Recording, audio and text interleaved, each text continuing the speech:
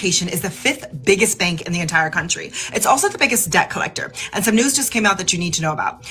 The Department of Education recently announced that it's going to be transferring its $1.7 trillion student loan portfolio to the Treasury. Yes, all of it. Obviously, this raises major concerns. We're talking massive privacy risks, potential legal violations, and the introduction of junk fees that have never even existed before. If you didn't know, junk fees are those pesky, unnecessary hidden charges that are often added to the price of goods and services. And in a letter, Secretary of Education Linda McMahon alluded to charging borrowers junk fees just to collect on student loan debt. The debt collective were deeply alarmed by this because debtors already have to worry about the cost of living.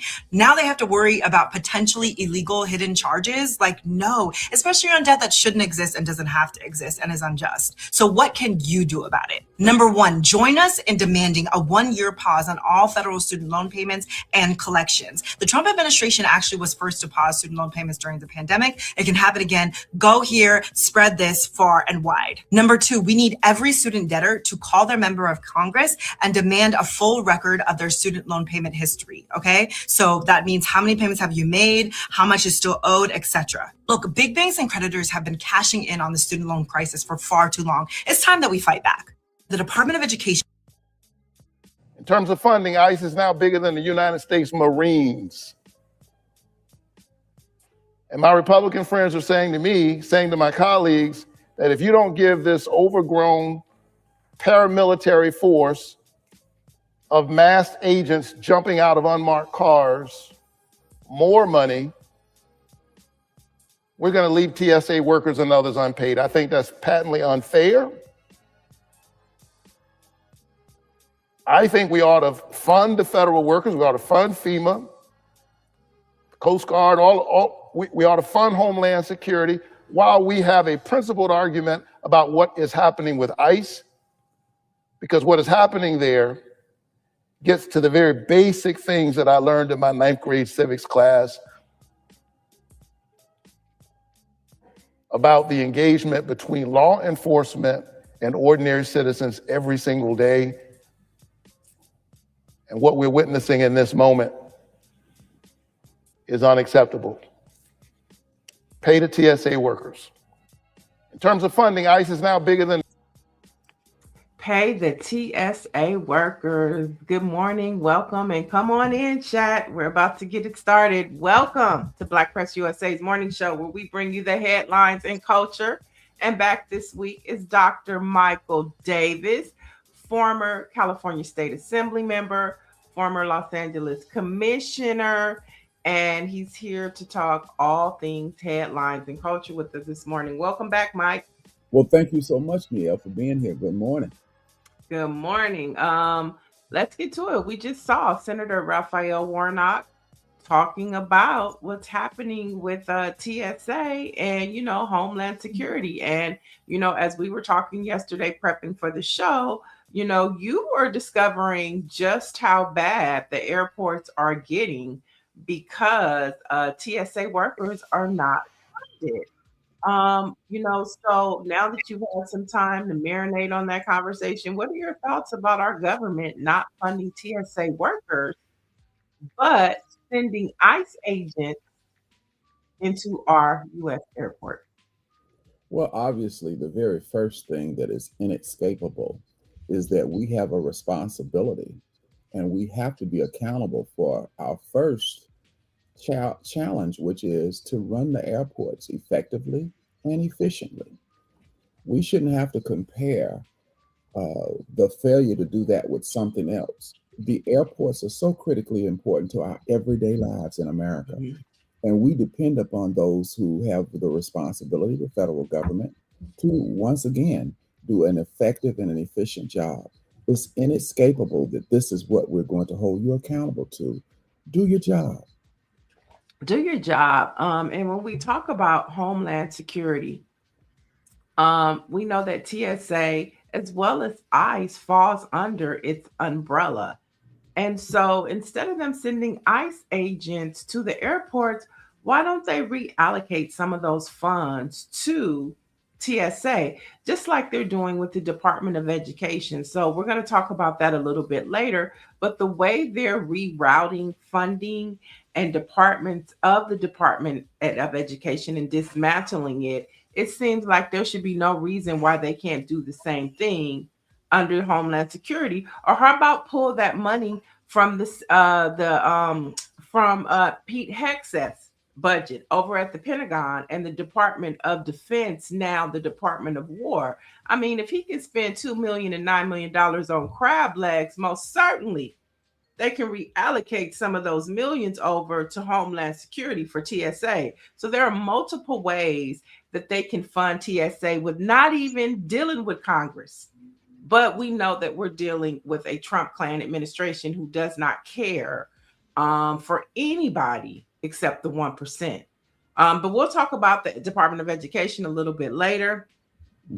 We know that the SAVE Act is what Donald Trump wants passed, and he's telling Congress not to do anything until Democrats pass it. There's some voter suppression within this bill. So, chat, we have our morning poll. And so with the SAVE Act hitting the Senate floor this week, and that was part of the reason why we showed you Senator Raphael Warnock. How concerned, chat, are you about new documentation requirements like passports and birth certificates affecting your ability to vote? How do you feel about that, especially women who have been divorced or they've gotten remarried? This can pose a problem for them, which was an issue back for them, for us back in the 60s and 70s, right? And so we got past that, but now it's back again.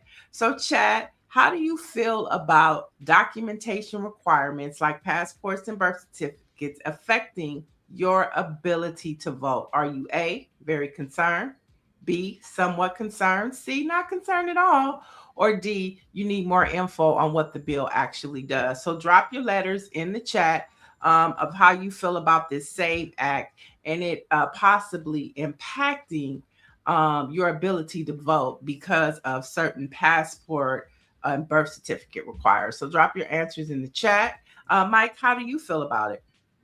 Well, obviously, again, it really gets down to the very basics. We have to go back to the basics. The federal government's responsible for running these programs, these facilities, and we expect in every circumstance that they will do it efficiently and effectively. Now, we have had voter systems before, and we have had problems with voting before.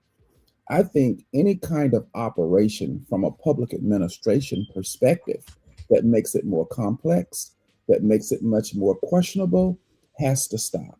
It is time to demonstrate that you can run your level of government. Every level of government has something that the public has assigned to them.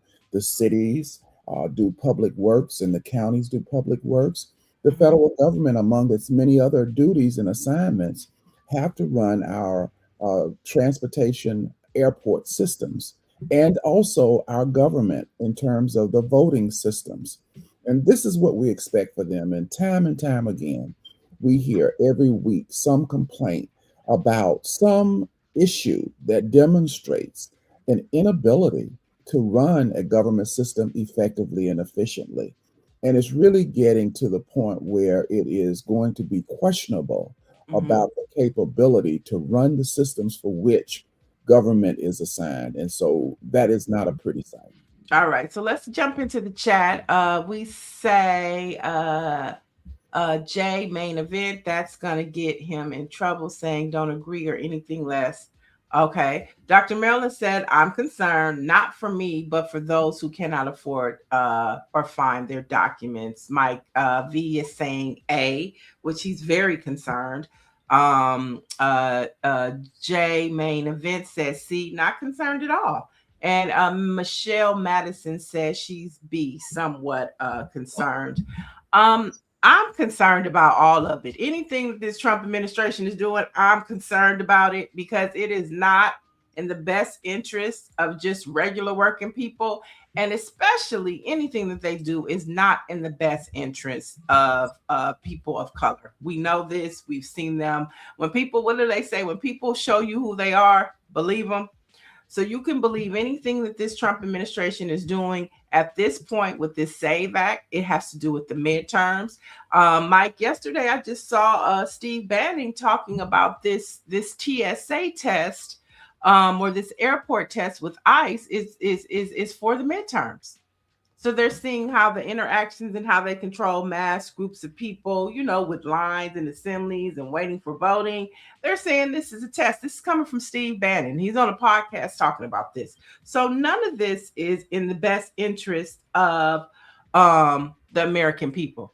Good morning, Orangey. Orangey is checking in. So let's jump into, as we talk about voting, let's head to California, where there is a lot of chatter, y'all, because of a debate that's happening today at USC. Now, 4 major Democratic candidates of color. We're talking about Tony Thurmond, who is an African American, Xavier Becerra, who is the former Health and Human Services Secretary of the United States, okay, former LA Mayor Antonio Villaraigosa, and Betty Yee have all been excluded from this debate at USC. Now, the candidates are calling on their rivals to skip the debate in protest, arguing that the selection criteria effectively shuts out all major candidates of color in one of the nation's most diverse states. Now, USC and partners state that the criteria were independent and data-driven, created by Professor Christian Gross to keep the crowded field manageable. Now, the NAACP is speaking out against this, and they've sent a letter to USC. So has Xavier Becerra. This is a hot mess, Mike. What's your takeaway from this? I'm just absolutely disappointed in USC as a graduate, as a double graduate, quite frankly. That they would get themselves caught up in what appears to me to be very opposed to the very mission in which the university was created. It is not the job of USC to limit anything for the public. My understanding is the attempt to have this debate was to educate the public on all of those who are going to run, and to give the public an opportunity to hear their responses to policy issues presented, hopefully by the policy school at USC. I'm alarmed that we've not heard from the president. Where is he? What does he have to say? You're talking about the president of USC. Of the University of Southern California, located in Los Angeles. Where is the president? What is his response to this? I haven't seen him, haven't heard from him. And leadership, where is it? So let's jump into the chat. They are definitely chiming in. Dr. Marilyn is saying one reason why they want it to pass, talking about the SAVE Act, is to discourage women voters because they typically lean towards Democrat. Okay, Tyler Wolf says, who doesn't have an ID? You'd be surprised. And the issue of the ID is, if let's just say a woman has been remarried, but her ID has her former partner's name, then she'll be affected by that. So it's not even about the ID. And with the price of gas and everything going up, you know, maybe they can't afford an ID. So it does cause a problem. So it's not just about the ID. It is about the criteria that they are putting on you having an ID. That is an issue. Tests and IDs are historically associated with complex accusations of racism on various systems we've had in the past. When we look at past voter problems and complexities, there were tests involved. You had a literacy test. You had the criteria for property. Also, let me just dovetail to, I just got a note that USC has canceled the debate. What? So I think that this is great because I was very disappointed, and it Hot was an topic in LA. understatement. It was an understatement to use the word disappointment. All The, right, we got breaking but news. the truth is inevitable. The Okay, well, truth, we're going to get back to USC. I do want to yeah, get that, yeah, but I want to, because you were bringing up a very good point about how it disenfranchises and suppresses voters.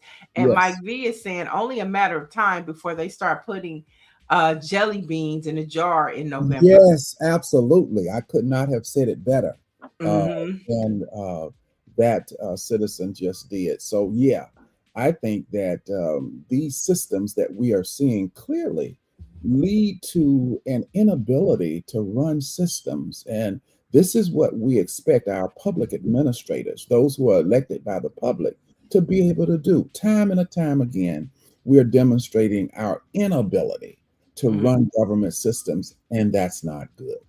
And so, we wanted to make sure we get the chat in. Orange G says, I have told y'all the Democrats have race identity problems. Dr. Mellon says, no, they are requiring a passport or birth certificate to vote to prove US citizenship. This is in addition to your state ID. Great point, Dr. Marilyn. And so, a lot of people don't have a passport. You would be surprised how many people don't have passports and, birth certificates.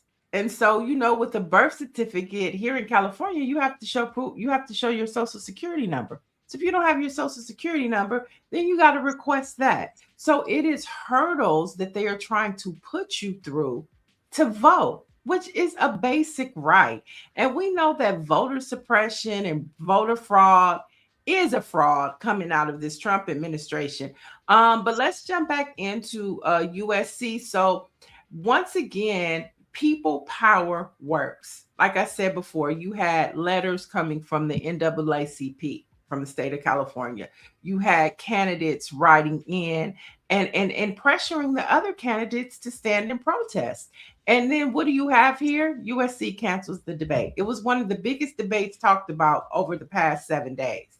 Yeah. Just because it was at USC and because of the criteria that this professor determined who should and should not be on the platform. Yes, And so shout out to people power. But yes. I want to jump into the race to succeed, Governor Gavin Newsom. It's still heating up, y'all, and many Democrats are looking to replace, Newsom. But recent polling suggests 2 Republicans and 0 Democrats might advance from the top 2 primary to the general election. So basically, for our primary, the top 2 vote getters succeed to November, and that could be 2 Democrats, that could be 2 Republicans. And what they're saying is because the Democratic field is so wide and there's so many Democratic candidates in, they can all cancel each other out. Mike, what do you say to that? If people, let me just say this: the Democratic Party here, the state party, is saying that some of these Democrats need to get out of the race. That's what they're saying. And so, from that perspective, what do you say, Mike? Well, let me just add to my response first, my emotions about what has just occurred. It's inevitable that USC confront the truth, and I'm glad that they did.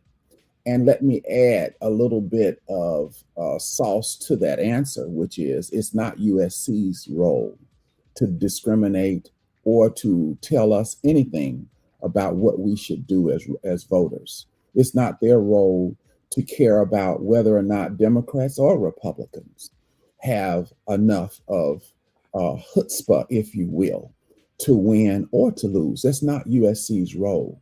Their role is to educate the public. Now, as far as Democrats is concerned, if in fact we have candidates who cannot muster what it takes to win and be victorious, whose fault is that? There is a date that has already been set for all of us. It's been set for Republicans, it's been set for Democrats, and we all agreed before any one of these candidates filed to run for office. And that agreement is that June 2nd is the date that there will be an election by the people. not just simply the Republicans, not just simply the Democrats, not just simply the others, the independents, the peace and freedom, and others. June 2nd is the rule. It's the agreement, and we ought to stick to it. That's my answer. Okay, but if okay, so we have two MAGA Republican candidates that are running for governor in the state of California. And you have how many candidates that are Democrats? At least approximately 8. Okay, so you have about 8 candidates. And none of them are polling high enough to beat the MAGA person. That's what the polls are saying, right? That everybody is like in the same. And so, do Democrats want to risk losing the state of California because everybody wants to run? It just seems like there should be, and I actually kind of blame the party because a month ago or a month and a half ago, when they had the state convention up in Northern California, the Democratic Party couldn't come up with one candidate to endorse. And so now you have all of these candidates that are running, and the state Democratic Party has not endorsed one candidate, which I find is problematic because Tom Steyer, who is not a Democrat, so to say, but he has tons of money. He's running commercials constantly here in the state of California. And so people are looking to vote for him. And we know that his best interests are for Californians. We know this. And so I just don't understand, number one, why the party couldn't come up with one candidate to endorse so that the people of California, the Democrats of California, would have some type of focal point to focus on somebody. But because they didn't endorse anybody, it's a wild, wild west for who's going to be the Democrat. And we might not get one. We might get 2 MAGAs running for the seat. I want to say, am I in Russia? On one hand, you can't have your cake and eat it too. You ask people to be involved in the process.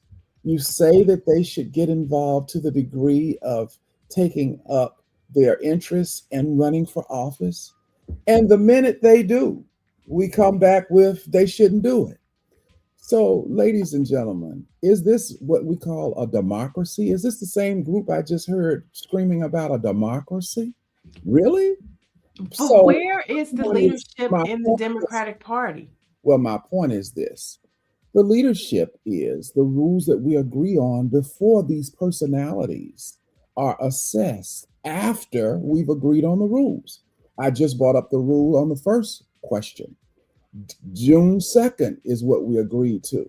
Now you question the Democratic Party and our democracy there. Before any of these candidates filed as Democrats, we decided that if you get the endorsement of the Democratic Party, you have to have 60% of the vote. Mm-hmm. We didn't do that after they filed. We agreed on that before they filed.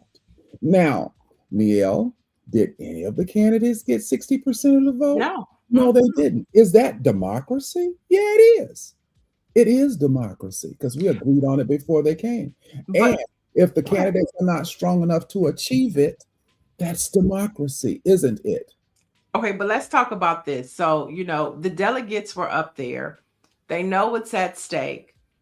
I feel like the party should not have left until they came out with one candidate that they all could vote for and send that back down to the state, up and down the state, to let the Democrat voters know who their candidate was. Well, let me just say this. That's why we vote for our delegates. That's why, to send them up there to represent our different communities on our behalf.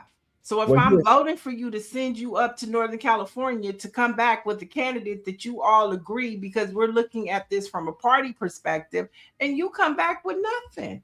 Well, here's the challenge to all the variables in our democracy.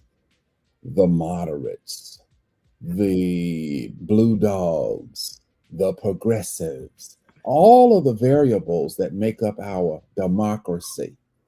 We agreed, ladies and gentlemen, on what the rules were, and we have been following those rules, 60% to get the endorsement. What is wrong with, as you all say, particularly those of us in the progressive area. What about rolling up our sleeves and taking it to the streets? Meaning that there's more work to do. What about trusting the fact that people voted how they felt? They didn't feel that there was one person with whom they were going to jump on the truck for. What about accepting that reality that that's where they are? Now, if you want to change it as you've said you do, then roll up your sleeves. Let's take it to the streets. Now, let's convince those of us who are having to go to the polls. What about the progressives getting together and getting enough people to the polls to make sure Mega doesn't win? Oh, no, we don't want to do that. We want to do something else. Let's roll up our sleeves, ladies and gentlemen. Let's take it to the streets. And if your candidate is all of that, then first of all, your candidate would have got 60%. They didn't. And now that we don't have 60%, ladies and gentlemen, those of us who are progressives, guess what? We got to do some more work.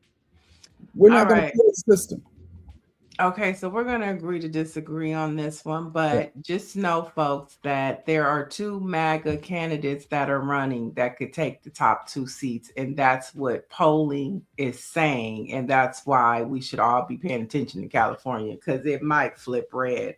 Let me add to that. Okay. We have to do what we just did with USC. I'm so pleased that they made that decision, but I won't forget it. And so let's not. And so when we talk about USC, we talked about them right behind talking about the inability of a government to run the airports. That was all in the same sentence. Ladies and gentlemen, let's cut it out. Let's get back to the basics. And that is rolling up our sleeves, doing the work, treating each other with respect, understanding what the rules were that we agreed upon, and doing the necessary work for the results we have to achieve.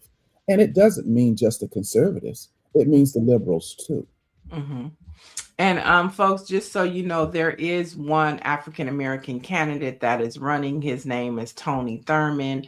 Absolutely. And so we will be tracking him and trying to get him on the show as well to hear from him and talk about his platform and why he's running. Let's head to the Department of Education, who just took a big step closer to shutting down. Now, the Trump administration has announced an agreement between the Department of Education and the Treasury to move student lending operations to the Treasury, which will also assume operational responsibility from collecting on defaulted federal student loan debt and provide operational support to the Department of Education's efforts to return borrowers to repayment to their loans. Now, the Department of Education also announced 6 new agreements shifting most of K-12 programs, as well as many higher education programs, to the Department of Labor, Health and Human Services, Interior, and the State Department. So our Department of Education now has been dispersed to all of these different agencies within our federal government. Okay. So they're dismantling the Department of Education and they're reallocating all these departmental funds to the Human Health Services and Interior, but they can't do that for the TSA workers.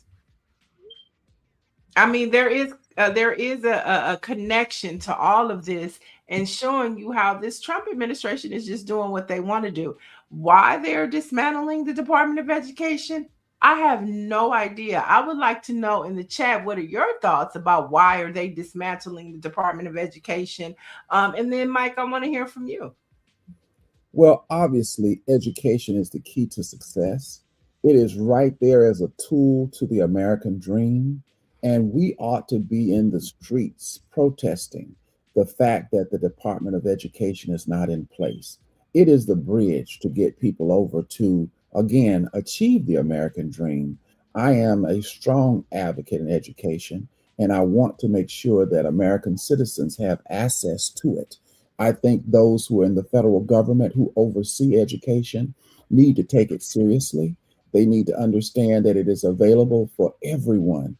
And I am terribly disappointed that, first of all, this so-called Project 25 predicted that these departments in the federal government would be dismantled, and to follow up and to see it absolutely happen is extremely disappointing.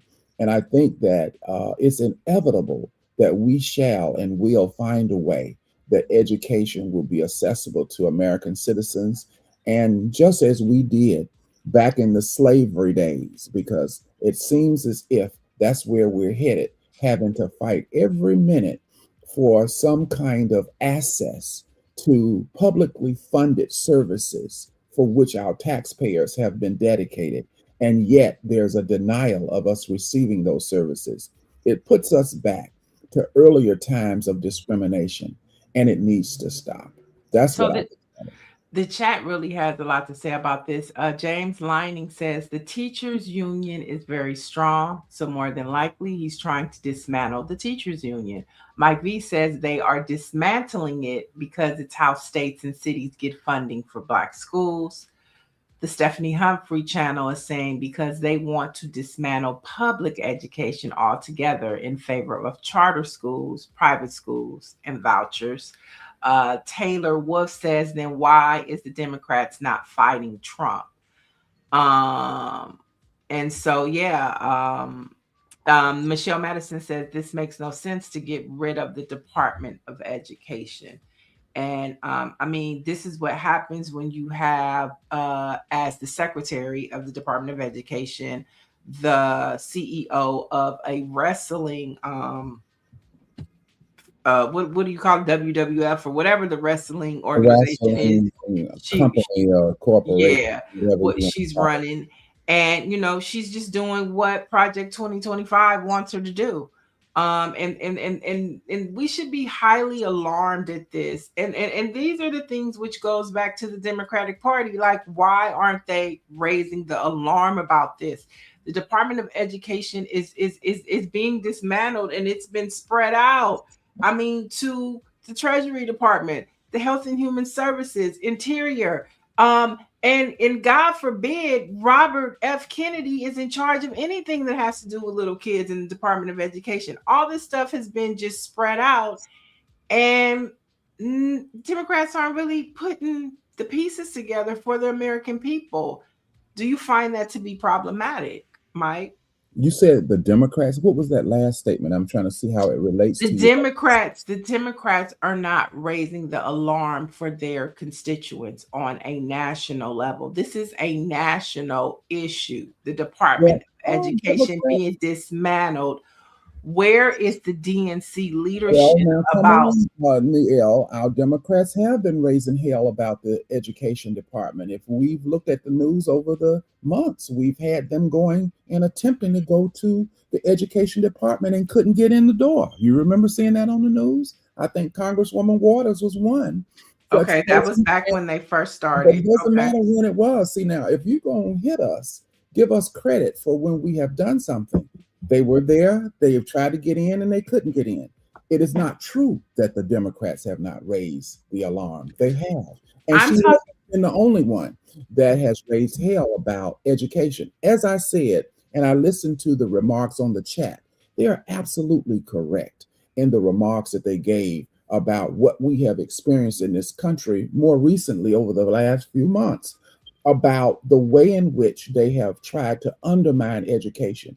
As I said, it is a bridge to the American dream for all of us, and we have to fight. And I agree that it is a responsibility for our elected leaders, but for all of us to own the education that is ours, the public education that is ours.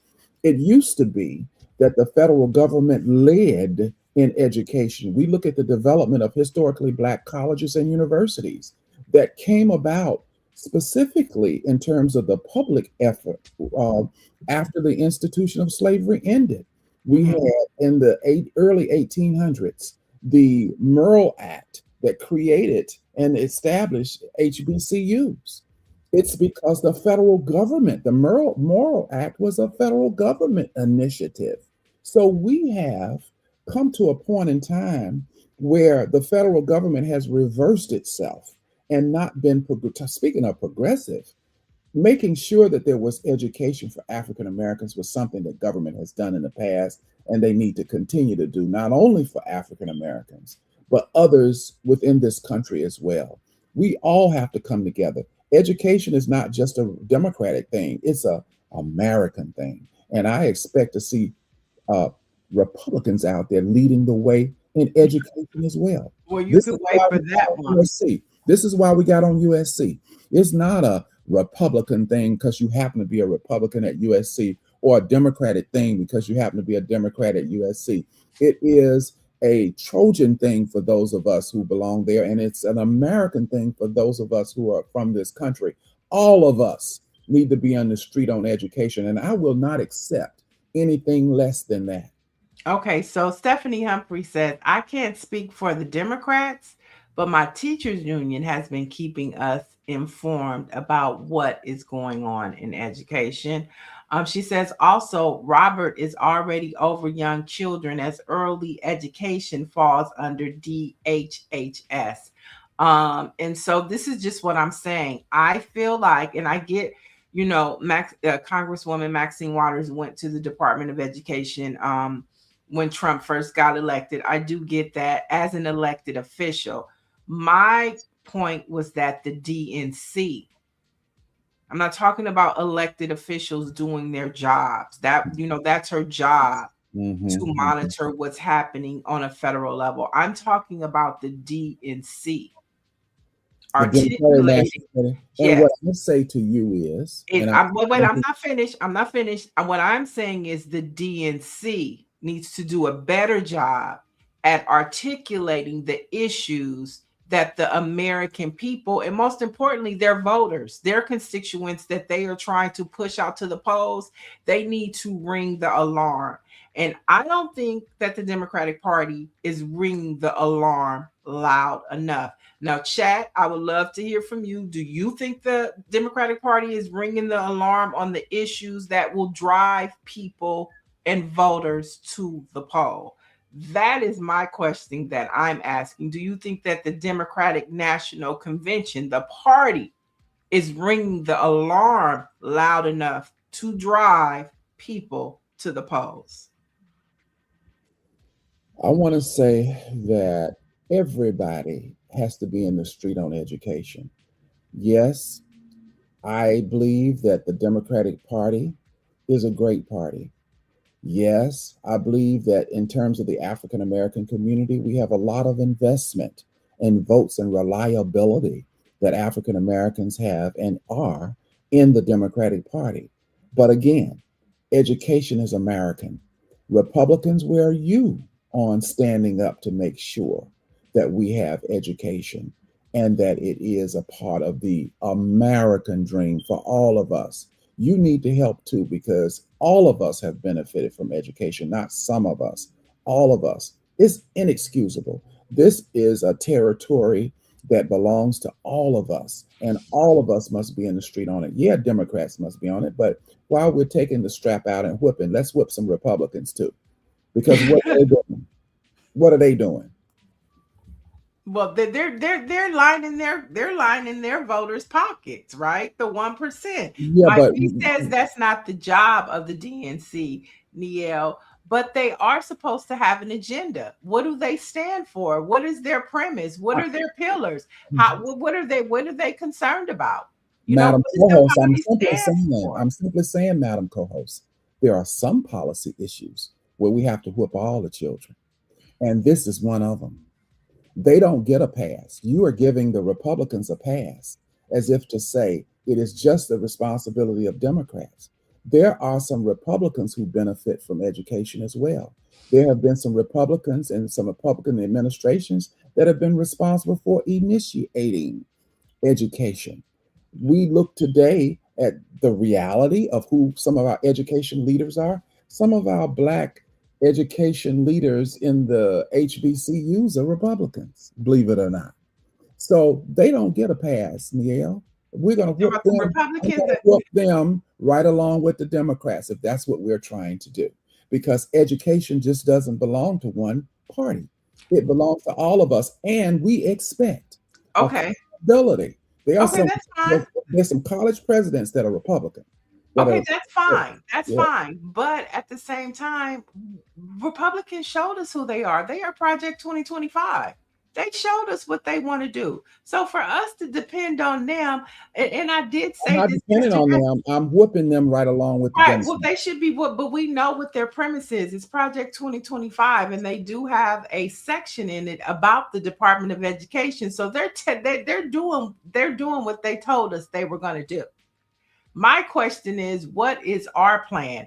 That is a question that America, especially people of color and Democrats, are asking. Where is our Project 2028? Where is our Project 2026? Where is it at? The Republicans have the Heritage Foundation. The Republicans have decided to be MAGA. They have showed us who they are and what their agenda is. It's very clear. And they are checking it off line item by line item. What is our agenda? That's all I'm asking. Tyler Wolf says all of us fight, but we Black people never get any benefit.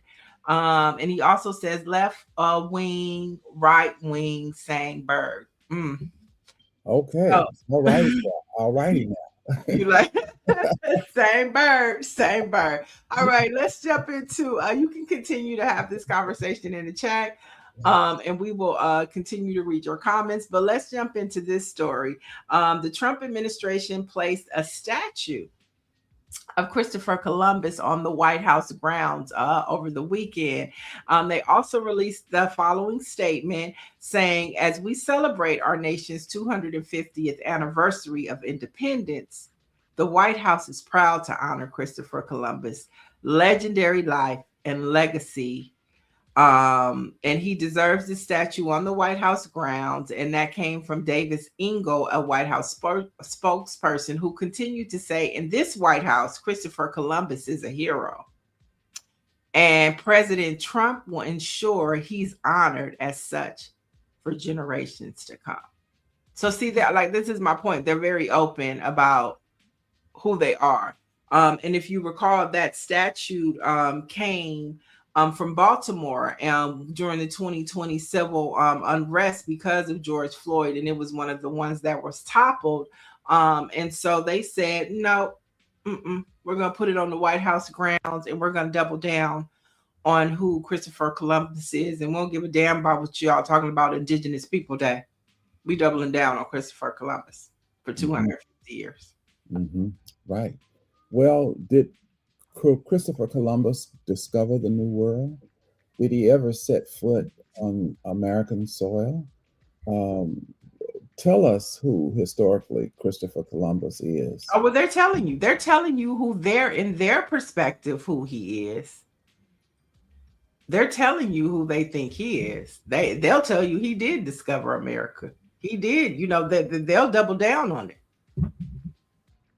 Well, that is certainly the subject of debate, and we need to do more debate of it. And we need to do a further examination of the contribution Christopher Columbus did offer, and we need to delineate what it was that he did not offer.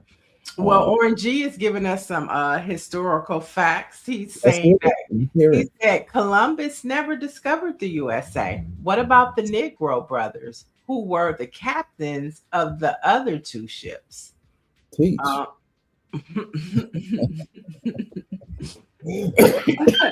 All right, let's go to New York, where one of New York's Underground Railroad museums, the Underground Railroad Education Center, has sued the Trump administration over a federal grant it says was axed because of race.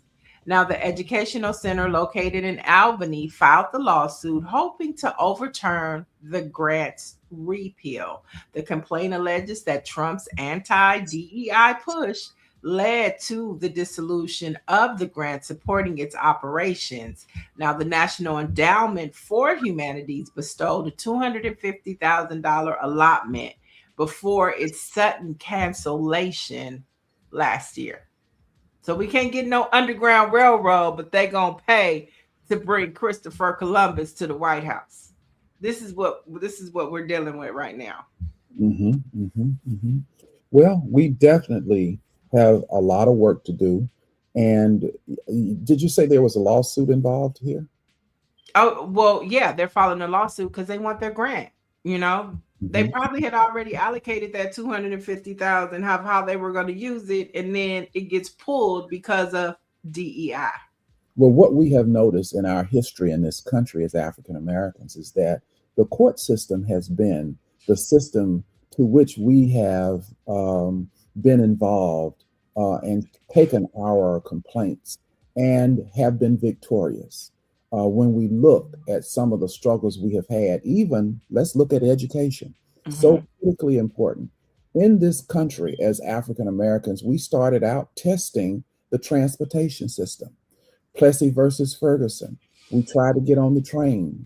Your homeboy, homie Plessy, tried to get into a first class area, and they told him just be happy to be anywhere on the train.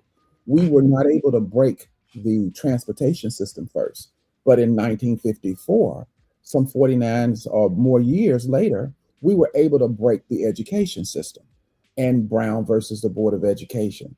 So we have to continue to use the court system, in summary, as the ground by which we can fight for justice and equality and equity. And so for this group to go to the court system, I think that is a great choice for them to help to make this injustice just. And hopefully in the court arena, we can have more ethical discussions about the truth that oftentimes we're not able to achieve in a political environment, because sometimes we tend to just want to go left or right in the political environment. But in the courtroom, it's an environment. Take this note, USC, that the court tries to set an environment of fairness and justice, and they don't try to take sides in that way. So it's an arena that I feel is more promising for this group who has the complaint about having been denied a grant that had already been allocated to them. Mm-hmm. Let's talk a little bit about reparations. This is a subject that you know a lot about as well, Mike. The Mhm. Evanston, Illinois Reparations Committee officially opened its interest forms for its new Black Business Grant Program. Now, the grant program is designed to provide direct financial assistance to businesses that have historically faced barriers to capital and commercial growth due to systemic racism or divestment. Now, this latest phase of the city's $10 million restorative plan shifts focus from housing to economic development, specifically targeting the racial wealth gap by supporting local Black owned businesses. Now, this is their form of reparation. Is this the evolution of what 40 acres in a mule looks like today? In Is this terms of the moving of the money from housing to economic development, Yeah, or how just this Evanston, Illinois is defining what they think reparations is. well, each level of government does have the authority based upon the areas of responsibility they have to come up with solutions that they uniquely can deliver on. Most levels of government have certain tasks for which they have responsibility. And so, if there is an agreement Mhm. among the groups that are doing it, I think that that's a wonderful thing. The fact that they even want to entertain repairing a group that has been disenfranchised, I think is a great thing. It's an American thing. And Mhm. why is it an American thing? Because America has repaired many other groups in our society before. We repaired the Japanese Americans after the World War, where in fact they were interred. We repaired some of our Native brothers and sisters, Native American brothers and sisters. We repaired some of our Jewish American brothers and sisters. And so, why is it that there is a question about repairing a group of people who, for over 400 years, provided free labor to this country? Why is that a question? Why is it that there are elected officials, Blacks included, who cannot see this as an issue that, in it of itself, should be addressed because it's been addressed before with other groups. And so, how do I feel about Evanston, Illinois? I feel good about the fact that they have taken the guts to come together, get an agreement, and to make an effort for reparations. Yeah, I mean, I think that the 40 acres and a mule concept has expanded. I mean, it has to evolve, just like our societies and our community evolves. But I think that Tyler Wolf has a good, well, he has a point that I think that is being debated as we talk about what reparations looks like. And they're saying reparations should be for descendants of slaves only, not all Black people. And this is the conversation where, they always bring up like a Kamala Harris and a Barack Obama, whose parents are not necessarily born in the United States. And so they're not directly descendants of slavery. And others say, no, if you're Black, you get reparations. I mean, do you think that that is a sticking point? What are your thoughts about that debate? Well, I think that the state of California is one of the few states in the country that had an examination of the variables that one might want to consider in discussing reparations. We looked at what, in fact, it is the requirement for reparations. And in California, those who are American descendants of slaves specifically are the beneficiaries of the reparations that we in California are going to execute.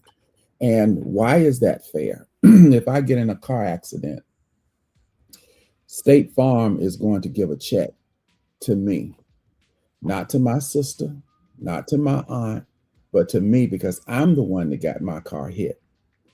The same way here, there are various governments that were involved in slavery. England was involved. Some of the folk who might be from Jamaica who were a part of that would have been enslaved by those from another country. So as we think about money, there's big money. You see big money. money. I know big money. I know big money. So as we think about what is accountability in the implementation of reparations, the state of California said American descendants of slaves. And it is not in violation of California's Proposition 209, which people were trying to threaten to say, because 209 says you cannot do a government program based upon race and or gender, that if you were to say all Black people, that is a philosophy of what? Of race. And that would be what? Illegal in California, because Proposition 209 is the rule of the day in the state, not Mississippi. I didn't say Mississippi, I said California. So since Proposition 209 is the rule of the day, to have the idea and to propose the answer that all Blacks will get it would be illegal in California. So thus, the answer is American descendants of slaves, because that is not a racial inference. That is one that is factual and historical. For all of those who were injured, if we put it down to a concept of insurance, were those who were injured here in America, the American descendants of slaves. Well, Orange is saying, I will say it. You have Jewish people who had nothing to do with the Holocaust, but damn near every so-called Jewish person receives reparations to this day in the U.S. and in Israel. And I would say to him, California has Proposition 209. What is Proposition 209, real quick? Just for those. It's a state law that prohibits any state program from making a decision for benefits based upon race and color and gender. And further, it limits public contracting, it limits public jobs, and it limits higher education, public education. So these are the three areas of government service that cannot make a decision, meaning our colleges and our universities, meaning our government jobs, meaning our public contracts, can't make a decision based upon race and or gender. So then the reparations program would have been a service of the state. And therefore, you could not give all blacks, because that would have been making a decision based upon what? Upon race. That's what would have made that illegal. So, yes. And that's not Mississippi, ladies and gentlemen. That's California. All right, so let's move on. Just a couple more headlines. This news broke out. Some of you probably already heard. A civil jury in California found that Bill Cosby was liable for drugging and sexually assaulting a woman in 1972 and awarded her $59.25 million. Now, after nearly a 2-week trial in Santa Monica, jurors found Cosby, who's now 88, liable for the sexual battery and assault of Donna Motzingsinger. They awarded her $17.5 million in past damages and $1.75 million for future damages, including mental suffering, loss of enjoyment of life, inconvenience, grief, anxiety, humiliation, and emotional distress. Then, in a second phase of the trial on Monday afternoon, they awarded an additional $40 million in punitive damages. So there she is, y'all. And so we see this reckoning with men from the 70s and the 60s. You know, Cesar Chavez, news broke last week about him and Dolores Huerta. And so, I mean, you know, thoughts?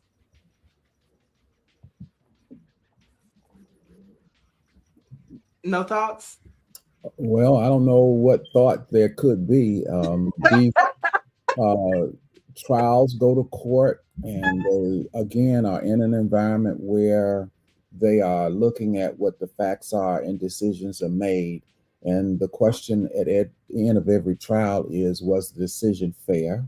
And were they able to get all the facts out on the table? Well, here's the question too. You know, in cases like this, is it important to have a statute of limitation? You know, this happened in 1972. Should there be a threshold or statute of limitation? Or if you do something, you know, it doesn't matter if it happened in 1919. If you offended me, I can sue you. Do you think that statute of limitations are important in situations like this, or no, they're not? Yeah, the whole issue of statute of limitations in and of itself is a proposition that people really are concerned with. And certainly in serious cases, people would not want there to be statute of limitations. We have cases in history, particularly for those of us from our culture of African American experience, where in fact murders and those kind of things have occurred, and there is no statute of limitation on murder. And in issues of sexual abuse, there really has not been any limitation on it as well, to my understanding. And I think that people who are abused would personally feel that they wanted justice as soon as they possibly could get it. Unfortunately, in our system, we have not been able to get expeditious justice, even though the court system prefers it. But again, I conclude that people who have been a victim would like to have justice, and certainly sooner than later. Taylor Wolf says, so she gets reparations, but for us, it was too long ago. Now, hello. And that goes not only for those who we know, but that goes for those who are a part of understanding our experience and who would jump out front and say we shouldn't deserve it. Like you said, what about such and so and such and so? And sometimes such and so and such and so don't fit the criteria. But the first person to jump out comes from our camp, you know what I'm saying, if you will. Right. Well, for those of you who can separate the art from the man, we have TV1 owned by Kathy Hughes and her son Alfred Liggins. They show the Cosby Show every day. And so I think that that is a show that is important to our culture. And that show is bigger than Bill Cosby. And so support the Cosby Show. Mhm, And you, Mama Claire Huxtable, you know, the estate of Malcolm Jamal Warner, mhm. and you know, all of them. It's such a great show. I watch it at least 3 times a week to this day. Yes, yes, yes. And last but not least, the story that we talked about yesterday. Yesterday we kicked off the show, Mike, with our poll talking about Tina Turner's estate Yes. being sold to a Swedish firm. And the conversation also took a turn about, can a Swedish firm really preserve her Black culture and the significance of Tina Turner in the 80s? And so we talked about that. And then I saw this story about Janet Jackson that I think is relative to it. And it's on the flip side of how she is building her legacy.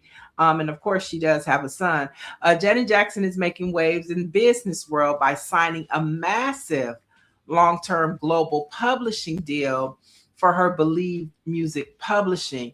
Now, the significance, this brings her entire legendary catalog from the world-changing Rhythm Nation, Control, to her most recent hits, Under One Roof. And the move signals a major push to further monetize and preserve her musical legacy through digital innovation and global synchronization. And that's through film, TV, and ads. So this is a huge deal for Janet Jackson. When you look at how her brother's estate, Michael, you know, is being controlled, and then the family gets, you know, their allocation, and how she's taking control, for lack of better terms, I love that album, Control, of her legacy, and building legacy for her son. So what do you think about all this? Well, we have celebrities who have an international base and they have economic options in terms of where they want to uh, found or establish a foundation for their legacy. And they have every right to do so. Janet Jackson, Tina Turner, and there are others who might be based with economic interest in America, but who could very well establish their economic foundation in other parts of the world. I think that realizing who some of our dynamic celebrities are, that we should promote and support whatever economic choice they make to sustain their legacy. I promote and I enjoy whatever decision they make because African presence and achievement is worldwide. It's not limited to the United States. And I promote, I accept, and I enjoy that reality. All right. So, you know, today we can listen to the soundtrack of Control. Our producer Greer is saying, I wonder if she had guidance from the minister. So, like, she's talking about the Honorable Minister Louis Farrakhan's son, because word on the street is they're dating, and we've seen them. She was at Savior's Day. And then they've been seen at the New Edition concert and several other concerts. So, um, you know, that's what Greer's question. She wonders if there's guidance from the minister. So let's jump into our Black facts before we get out of here. Very good conversation today, Mike. Thank you. But let's go to 1985. Today's Black fact. Remember The Last Dragon? Remember that movie? Yes. Mhm. Okay, so on this day, The Last Dragon was released, popularizing martial arts within the Black urban culture. So drop a thumbs up, y'all, if you guys remember The Last Dragon. And if you, Stephanie Humphrey says, show enough. So yeah, if you saw the Last Dragon and you liked it, you know, give it some love in the chat. And moving forward to 2000, Romeo Must Die hit theaters. Remember that one, Mike?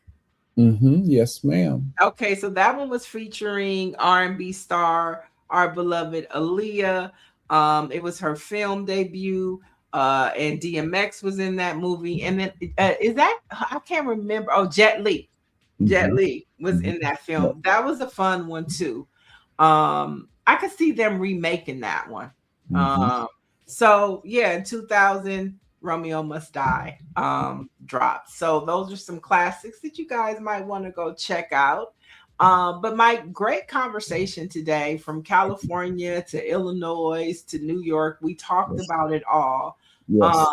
And so thanks for joining us this morning. We love you on a Tuesday. Roy, thank you very much. And I enjoyed looking at accountability and making sure that everybody is accountable.